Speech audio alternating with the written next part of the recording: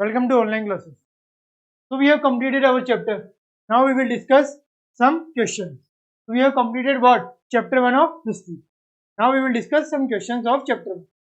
We will discuss it one by one. First question. First question क्या कहता है, चलिए देखिए, सब ध्यान दीजिए.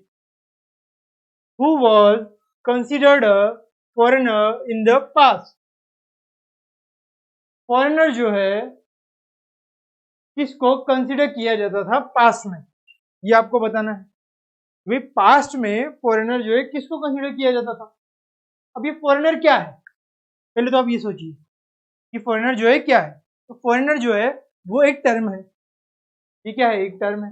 आपका आंसर कहाँ मिलेगा, टर्मिनोलॉजीज. तो हमने क्या पढ़ा था, न्यू एंड ओल्ड टर्मिनोलॉजीज. तो हम आ जाते हैं अपने न्यू एंड ओल्ड टर्मिनोलॉजीज पे, हमें वहां पे ये मिल जाएगा. चलिए न्यू एंड ओल्ड टर्मिनोलॉजीज पे आते हैं. वो हमें कहाँ पे मिलेगा, वो हमें फर्स्ट और सेकंड पेज पे मिल जाएगा.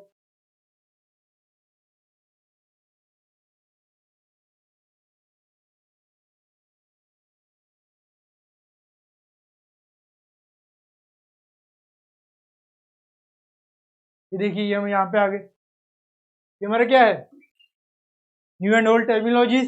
इसमें मैंने आपको बताया था एक तो हिंदुस्तान टर्म और एक फॉरेनर टर्म. हिंदुस्तान टर्म तो फर्स्ट बार में दी गई है, और सेकंड टर्म में ये देखिए, a simple term is foreigner. So it is used today to mean someone who is not an Indian. आज करी जा रही है, मगर अपने को तो क्या बताना है, पहले क्या करी जा रही थी.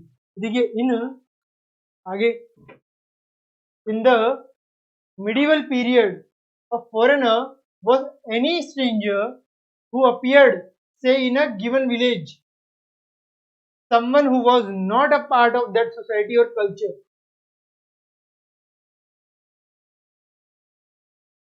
और इन हिंदी आप ये भी लिख सकते हैं, इन हिंदी ये कर सकते हैं. तो यहाँ से लेकर के यहाँ तक आपका आंसर. हाँ, इंडिया, इन इंडिया से इन द मिडिवल पीरियड जो है, foreigner was any stranger who appeared say in a village, someone who was not a part of that society और कल्चर. ठीक है, ये हमारा आंसर हो जाएगा. तो हमें ये आंसर वहां पे लिख देना है.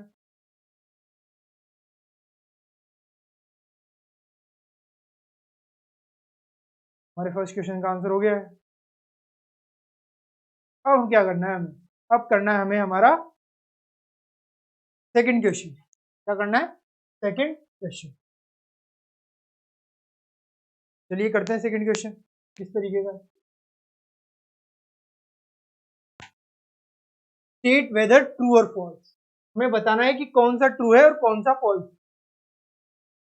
मैंने आपको पहले से यहाँ पे आंसर बताया हुआ है, बट आप फिक्र ना करिए, ये हम हमारे बुक में भी देखने वाले हैं कि कंफर्मेशन आपके लिए सबसे ज्यादा जरूरी है. चलिए देखते हैं first question. We do not find inscription for the period after 700. हमें जो है इंस्क्रिप्शन नहीं मिलता कोई भी आफ्टर 700 के बाद. ये ट्रू है या फॉल्स है. तो भाई आप कोई इंस्क्रिप्शन देखिए, चलिए देखते हैं. अगर वो 700 के बाद नहीं है तो हम मान लेंगे कि भाई वो हमें मिलता ही नहीं है. चलिए देखते हैं, इंस्क्रिप्शंस पे आ जाते हैं. इंस्क्रिप्शंस पे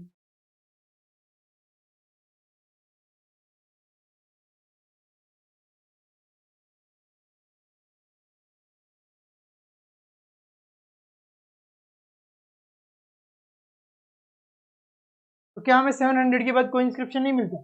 जहां तक मेरा मानना है बिल्कुल नहीं मिलता. इसमें नहीं मिलता, मिलता है.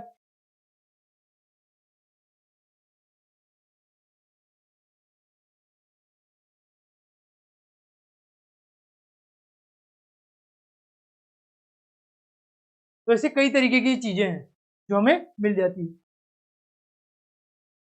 तो इस तरीके से अगर हम देखें, हमारा इंस्क्रिप्शन जो है वो मिलता है.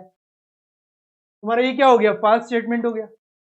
क्यों, क्योंकि आप देखिए, आप देखिएगा, मैंने आपको ये बताया होगा कि 700 से हमने 750 तक अगर हम देखें, 700 के बाद कई तरीके के इंस्क्रिप्शन आते हैं जो हमें मिलते हैं, अगर आपको ध्यान होगा तो. और ये क्या बोल रहा है, हम कोई भी इंस्क्रिप्शन नहीं पाते. बिल्कुल नहीं, कुछ ना कुछ तो मिलेगा इंस्क्रिप्शन हमें हार्ड सरफेस पर भी. तो ये हमारा गलत हो गया, क्योंकि 700 के बाद भी हमें मिलते हैं. 1 1 5-4 में भी हमने वो मैप देखा था। इस तरीके की चीजें हमें मिल जाती है। अब यहाँ पे देखिए B, the Marathas asserted their political importance during this period। बिल्कुल, आप सब देखिए कि मराठास जो है वो, उनके पास पॉलिटिकल इंपॉर्टेंस थी, वो बहुत ही ज्यादा पॉलिटिकली एक्टिव थे। हमने पॉलिटिकली ग्रुप्स में जो है पढ़ा था मराठास के बारे में। तो मराठास जो है पॉलिटिकली बहुत ही ज्यादा वेल इक्विप्ड थे। आपने बाजीराव का नाम तो सुना ही होगा, बाजीराव की मूवी भी देखी होगी, उससे आपको पता लग जाता है पॉलिटिकली उनकी इंपॉर्टेंस थी। तो इस वजह से ये हमारा ट्रू हो गया। चलिए आगे चलते हैं हमारे थर्ड क्वेश्चन पे। अब देखिए इस थर्ड क्वेश्चन को, अब अगर यहाँ पे देखें तो forest dwellers were sometimes pushed out of their land with the spread of agricultural settlement. बिल्कुल सही। जब एग्रीकल्चरल सेटलमेंट्स करने होंगे तो क्या करेंगे? पेड़ काटेंगे। पेड़ काटने के बाद ही तो एग्रीकल्चर सेटलमेंट होगा। और एग्रीकल्चर सेटलमेंट पेड़ काटने से होगा, तो पेड़ काटने से जो वहां पे कम्युनिटी रहती थी, ड्वेलर्स रहते थे, उनके ऊपर जीते थे, वो सब क्या होगा? वो उन लैंड से दूर जाना पड़ेगा उनको, क्योंकि अब वो लैंड रहने लायक बचा नहीं। तो इस वजह से उनका ये मानना है। तो ये क्या हो गया? ये हमारा सही हो गया कि भाई फॉरेस्ट ड्वेलर्स जो है उनको अपना लैंड छोड़ना पड़ेगा अगर एग्रीकल्चर सेटलमेंट वहां पे बढ़ने लग गई, मतलब ह्यूमन सेटलमेंट वहां पे बढ़ने लग गई। चलिए अब आगे देखते हैं हमारा नेक्स्ट क्वेश्चन क्या कहता है। सुल्तान घियासुद्दीन बलबान कंट्रोल्ड आसाम, मणिपुर एंड कश्मीर। ऐसा तो मैंने आपको नहीं बताया था। मैंने आपको बंगाल का बताया था और फिर गोडा का एक करके बताया था, उधर गुजरात के उधर ये वहां पे। तो ना तो कश्मीर वहां पे है, ना आसाम, ना भी मणिपुर। तो ये कंट्रोल नहीं करते थे। ये क्या करते थे? ये कंट्रोल बिल्कुल भी नहीं करते थे। तुम्हारा आंसर क्या हो गया? फॉल्स। ये बिल्कुल गलत है। इसका बड़ा एम्पायर था, मगर इतना बड़ा भी नहीं था कि आसाम, मणिपुर और कश्मीर इनके अंडर में थे। ऐसा बिल्कुल भी नहीं था। ठीक है, तो ये हमने देख लिया। अब चलिए आगे देखते हैं। तो अगर आगे देखें तो क्या होता है, चलिए अब हमारा थर्ड क्वेश्चन आता है। दो क्वेश्चन तो हमने कर ही लिए, अब हमारा थर्ड क्वेश्चन आएगा। अब हमें इसमें क्या करना है? फिल इन द ब्लैंक्स भरने हैं। यहाँ पे देखिए मैंने आपको क्या बताया, archives are places where vote are क्या। अब आर्चीव्स एक तरीके की मैंने आपको बताया था कि क्या होती है, एक डॉक्यूमेंट जो इसमें कलेक्ट करके रखे जाते हैं। ठीक है, आर्चीव्स की डेफिनेशन भी आपको इसमें चैप्टर में दी हुई है। Where manuscripts are kept, where what manuscripts are kept. चलिए मैं आपको बता देता हूँ आर्चीव्स की डेफिनेशन की मैं, और उसमें आपको ये भी पता लग जाएगा कि मैन्युस्क्रिप्ट केप्ट होते भी या नहीं। जाइए आर्चीव्स की परिभाषा पे, मीन उसकी डेफिनेशन पे। ये देखिए आर्चीव की डेफिनेशन में यहाँ मिल गई। मैंने यहाँ बताया था place where documents and manuscripts are stored. Today at national and state governments have archives where they keep all their old official records and transactions। ठीक है, और यहाँ पे ये भी देख लीजिए, manuscripts were collected by wealthy people, rulers, monasteries and temples। they were placed in libraries and archives। मतलब कहाँ पे? आर्चीव में manuscript जो है प्लेस करी जाती है। यहाँ पे साफ साफ आपको बता दिया गया। तो इसे हमारा आंसर क्या हो जाएगा? आर्चीव। उल्टा पूछते तो हमारा manuscript हो जाएगा। ठीक है, चलिए आर्चीव में जो होते हैं ना डॉक्यूमेंट, वो मनुस्क्रिप्ट की होती है। ठीक है, ये आपको ध्यान होना चाहिए। ऐसा नहीं है, और इतना भी नहीं कि भाई मनुस्क्रिप्ट ही हो सकते हैं, और भी होने में तो हो सकते हैं, बट है अभी सिर्फ इसी की। हमारा आंसर क्या हो गया? Manuscript. Archive of places where manuscript are क्या। ठीक है, ये हमारा आंसर हो गया। अब हम चलते हैं हमारे नेक्स्ट क्वेश्चन। चलिए बी ये हो चुका है। कहाँ पे वॉज अ 14th सेंचुरी क्रोनिकलर? कौन था 14th सेंचुरी का क्रोनिकलर? तो कौन था? जियाउद्दीन बरानी। जियाउद्दीन बरानी जो है वो 14th सेंचुरी का एक क्रोनिकलर था। ठीक है, ये आपको पता होना चाहिए। मैंने आपको फर्स्ट पार्ट में बताया भी था कि भाई जो जियाउद्दीन बरानी है वो क्रोनिकलर था, मतलब समकालीन था उस जमाने का। ठीक है, इसका 14th सेंचुरी।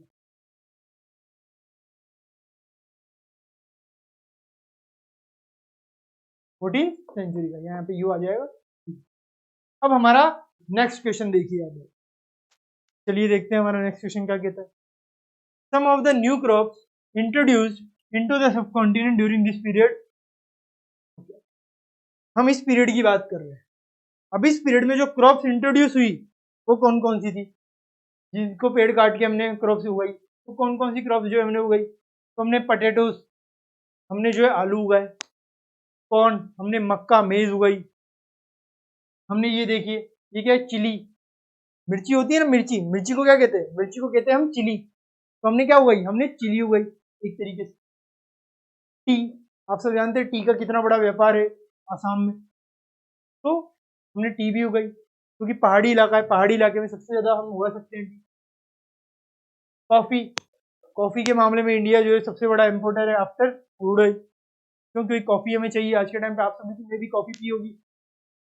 तो कॉफी जो है ये भी क्रॉप है जो उगाई जाती थी इस पीरियड में। Tea, coffee, chili, corn, potatoes, ये सब पिया करते थे, ठीक है, खाया करते थे, पिया करते थे। ये हमने देख लिया। हमारा थर्ड क्वेश्चन भी हो गया complete, fill in the blanks का। अब हम क्या देखेंगे, अब हम हमारा फोर्थ क्वेश्चन देखेंगे। चलिए देखते हैं। List some of the technological changes associated with this period. तो कौन कौन से टेक्नोलॉजिकल चेंजेस जो है वो आए थे और वो एसोसिएटेड है इस पीरियड के, हमें बताना है। हमें क्या बताना है, हमें बताना है कि लिस्ट करना है टेक्नोलॉजिकल चेंजेस जो इस पीरियड से थी, तो वो कौन कौन से थे। पहला 3 तरीके के थे। पहला क्या था, पर्शियन व्हील, मैंने आपको बताया था, इधर आइए, यहाँ पे आइए, ये देखिए, ये क्या है, ये पर्शियन व्हील है, ठीक है, पर्शियन व्हील है। और मैंने आपको यहाँ पे बताया था पर्शियन व्हील किसके लिए यूज हो रहा है, इन इरिगेशन। यहाँ पे देखिए, the Persian wheel in irrigation, यहाँ पे new and social political groups था, टेक्नोलॉजिकल के बारे में बताना है। तो at different monuments, sorry at different moment in this period new technologies made their appearance, like Persian wheel in irrigation, जो हमने देख लिया Persian wheel, spinning wheel in weaving, बुनने में जो हम बुनते हैं ना चीजें, उनमें वीविंग में हम यूज करते हैं इनको, and fire arms in combat, इनमें जो यूज होता है। तुम्हारा आंसर जो है यहाँ तक हो गया, कहाँ से, हमारा आंसर यहाँ से लेकर के यहाँ तक हो गया, ठीक है, तो हमने ये हमारा आंसर दे दिया।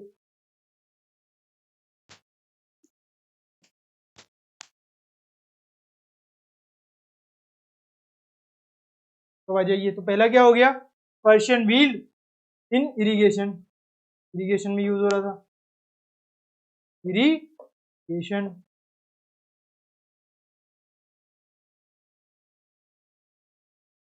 अब spinning wheel in weaving,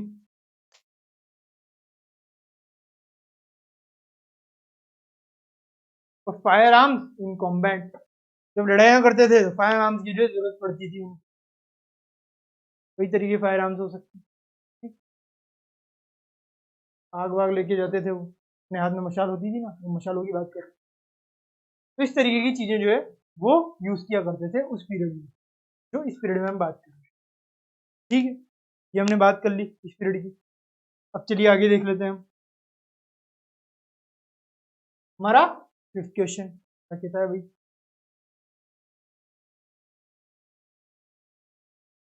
What were some of the major religious developments during this period? तो इस पीरियड के दौरान कौन कौन से रिलीजियस डेवलपमेंट हुए वो हमें बताएं। तो चलिए रिलीजियस डेवलपमेंट में आपको बुक में बता देता हूँ कौन से डेवलपमेंट हुए, कहाँ पे मिलेंगे हमें डेवलपमेंट, चलिए देखिए। तो हिस्टोरिकल पीरियड्स में तो नहीं मिल सकते रिलीजियस डेवलपमेंट बताने हमें, ये देखिए ओल्ड एंड न्यू रिलीजन्स में हमें मिलेगा। हमें बताने क्या है, रिलीजियस डेवलपमेंट बताना है, मुझसे यही तो पूछ रहा है, मुझे पूछ क्या रहा है, मुझे पूछ रहा है कि what were some of the religious major religious development in this period, क्या मेजर रिलीजियस डेवलपमेंट्स हुए वो क्या हुए, चलिए देखते हैं। तो इस्लाम, हिंदू, वो सब मैंने आपको बताया ही था, वही हम यहाँ पे देखेंगे। यहाँ पे आ जाइए।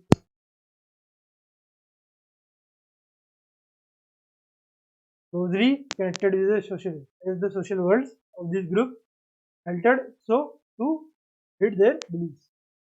तो रिलीजियस डेवलपमेंट हमें बताना है, तो यहाँ से देखेंगे, ये देखिए पीपल्स लाइफ से करते हैं अपन स्टार्ट कहाँ से करेंगे, पीपल्स लाइफ से। People's believes in the divine was sometimes deeply personal, but more usually it was collective.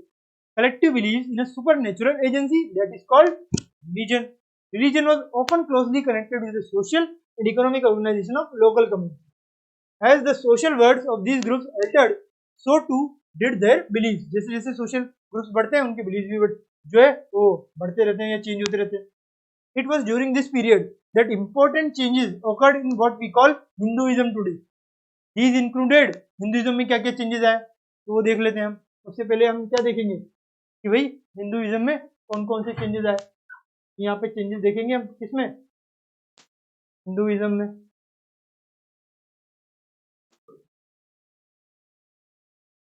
तो these included worship of new deities, आया सामने, construction of temples by royalty and the growing importance of brahmanas, the priests and the dominant groups of the society।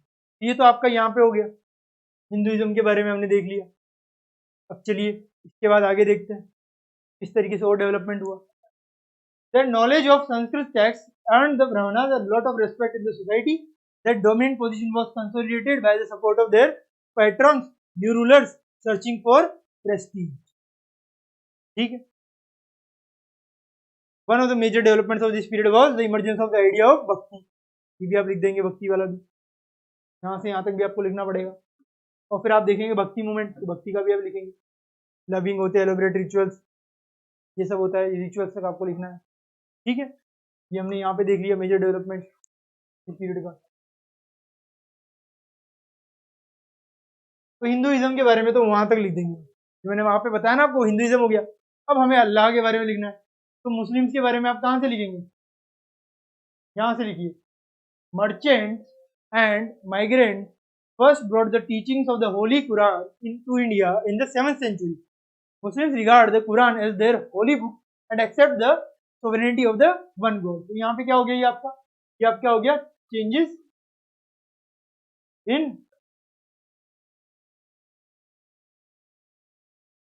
Islam, changes in इस्लाम हो जाएगा आपका। तो इस्लाम के बारे में हमने हिंदुइज्म के वहां बात कर ली, इस्लाम के बारे में यहाँ बात कर लेंगे भाई। One God Allah, whose love, mercy and bounty embrace all those who believe in him with regard to social background। तो ये अल्लाह के बारे में हो गया, ये हमने यहाँ पे लिख दिया। और इसमें हम ये शिया और इसको लिख देंगे, शिया और इसको खलीफास को, यहाँ से यहाँ तक हमने लिख दिया। ये मुस्लिम्स में हो गए चेंज। ठीक है, शिया और सुन्नी की बात कर दी हमने, यहाँ पे मुस्लिम का डेवलपमेंट हो गया। और इस तरीके से हमने हिंदुइज्म और मुस्लिम मतलब इस्लाम, इन दोनों का डेवलपमेंट बता दिया। तो ये हमारे क्वेश्चन का आंसर हो गया। ठीक है, आपको यहाँ पे समझने में आया। मुस्लिम्स में आप जो है ये बताएंगे कि there were the Shia Muslims who believed that the Prophet Muhammad's son-in-law Ali was the legitimate leader of the Muslim community, and the Sunni Muslim who accepted the authority of the early leaders, that is Khalifa of the community, and the succeeding Khalifa। ये आपको बताना होगा। ठीक है, ये हमारा Muslims का हो गया और ये हमारा हिंदुइज्म का भी हो गया। ठीक है, अब चाहे तो अमीर खुसरो के बारे में भी बता सकते, जरूरी नहीं है मगर। चलिए, ये हमारा 5वां क्वेश्चन हो गया। हमारा 5th क्वेश्चन जो था तो हमने कंप्लीट। तो आपके जो सारे आंसर है वो आपको बुक से ही मिल जाएंगे, आपको कहीं और जाने की जरूरत नहीं है। Everything is in your book, you don't have to need other source for study. Everything is in your book, so you don't need any other source for it। now we will move further। चलिए हम आगे चलते हैं। Let's understand. अब कुछ understand की हमें बात करी गई है, आपको कुछ अंडरस्टैंड के लिए कुछ क्वेश्चंस भी दिए हैं, उनको भी एक बार देख लेते हैं। तो कुछ छूटना नहीं चाहिए हमारी जो बुक में। तो in what ways has the meaning of the term Hindustan change over the century. मैंने आपको बताया था हिंदुस्तान के बारे में हिंदुस्तान टर्म जो है किसने दी? हिंद जो है हमारे अमीर खुसरो ने दिया था। हिंदुस्तान ईरानियन और पर्शियंस ने जो है इंडिया, ये सब जो है नाम दिए थे। तो हमने ये सब देख लिया था, तो वही हमें वहां पे बताना है। ठीक है, हिंदुस्तान के बारे में मैं आपको ये भी बता देता हूँ, हिंदुस्तान के बारे में यहाँ पे आप देख लीजिए। हमने जो टर्मिनोलॉजीज पढ़ी थी उसमें हमने देखा भी था। यहाँ पे आ जाइए, टर्मिनोलॉजीज हमने देखी थी, उसमें हम हिंदू की बात करें, ये देखिए, take the term Hindustan India बात करें तो किसने दिया था ये हिंदुस्तान नाम? मिनहाज यही सिराज ने, जो कौन था? पर्शियन था। और उसने जो है इसको इस तरह माना है कि भाई ये पंजाब ये सब था, दिल्ली सल्तनत, अमीर खुसरो की बात करनी है, तो ये सब हमने कर लिया था। ठीक है, टर्मिनोलॉजीज में पढ़ा था, ये चीजें आपको जो पता होनी चाहिए। अब यहाँ पे हमारा 7th क्वेश्चन देख लेते हैं, वो क्या कहता है, let's understand. How were the affairs of जातीज regulated? जो अफेयर्स है ना जातीज के, वो किस तरीके से रेगुलेट किए जाते थे वो हमें बताना है। मैंने आपको बताया था कई तरीके की जातीज होती थी, तो उनके अफेयर्स को रेगुलेट करने का हमें तरीका बताना है। चलिए तरीका देख लेते हैं जातीज का। अब जातीज का तरीका कहाँ पे होगा? हिस्टोरिकल पीरियड्स में होगा क्या जातीज का तरीका?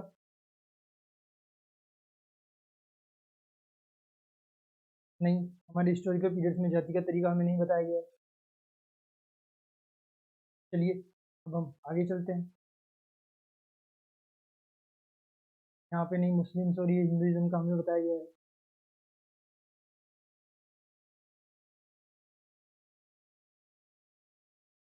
रिलीजन और एम्पायर के बारे में बात कर लेते हैं।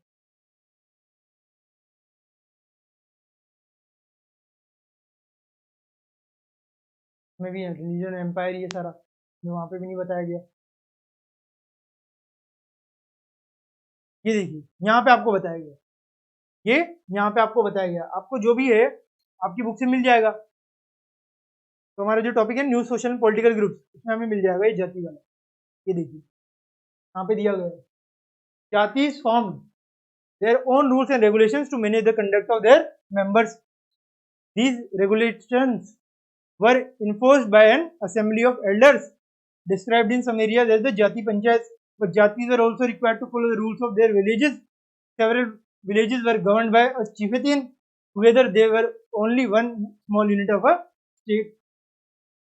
ठीक है, तो ये आपका क्वेश्चन का आंसर हो गया। तो जाति के बारे में आपको यहाँ पे बताया हुआ कई तरीके की rank, sub caste, some person more productive, peasants जो है उनको अलग अलग जातियों में बनाया गया है, तो आप ये भी बता सकते हैं। ठीक है, set of the some jati would vary from area to area. ये आपका जाति का आंसर हो गया जी। चलिए अब हमारे नेक्स्ट क्वेश्चन पे आते हैं, लेट्स अंडरस्टैंड। आ जाइए, what does the term pan regional empire mean? Pan regional empire mean, जैसे मैंने आपको ये बताया वैसे ही आपको ये बताना है, ये आपका होमवर्क है। जैसे मैंने आपको ये बताया ना जाति रेगुलेटेड, इसी तरीके से आपको पैन रीजन एम्पायर जो है बताना। तो ये किस में आएगा? ये एम्पायर और रीजन्स में हम आराम से ढूंढ सकते हैं। इसमें देखना एम्पायर्स और जो है बड़े बड़े रीजन्स और एम्पायर्स में टॉपिक है, उसमें आप देखेंगे तो आपको पैन रीजनल एम्पायर आसानी से मिल जाएगा। मैंने आपको ये भी बता दिया कि भाई रीजन और एम्पायर के टॉपिक जो यहाँ पे दिया हुआ उसमें आएगा, तो आपका होमवर्क आसान हो गया। उसमें आप देख के इसका बता दीजिए, ये आसान हो जाएगा आपको। अब यहाँ पे कुछ लेट डिस्कस और लेट्स डू के भी कुछ दिए होंगे। लेट्स डू तो आप मैप 1 मैप 2 जो ये आप कर सकते हैं। अब हम लेट्स डिस्कस देख लेते हैं। What are the difficulties historians face in using manuscript? ये भी आपका होमवर्क में, ये भी आपका होमवर्क में कि आपको बताना है कौन कौन सी डिफिकल्टीज जो है हिस्टोरियंस ने फेस की मैन्युस्क्रिप्ट में। मैंने आपको बताया था कि भाई एक तो ये जो है कई सारे बनाने पड़ते थे क्योंकि इनमें जो है यूनिफॉर्मिटी नहीं थी, तो एक तरीके से बार बार कॉपी किया जाता था। इनको क्या किया जाता था? इनको बार बार कॉपी किया जाता था। मैंने आपको बताया था कॉपी करते थे, तो ये आपको बताना है। अब 10 how do historians divide the past into period and they face problem in doing so? ये भी आपका होमवर्क में, इसी तरीके से आपको ये पता लग जाएगा। तो ये आपका जो है होमवर्क हो गया। ठीक है, तो इस तरीके से हमारा जो पार्ट है वो कंप्लीट होता है और हमारा जो चैप्टर है वो भी कंप्लीट होता है। ये कुछ एक्टिविटीज है मैप 1 मैप 2 की, ये आप खुद करें।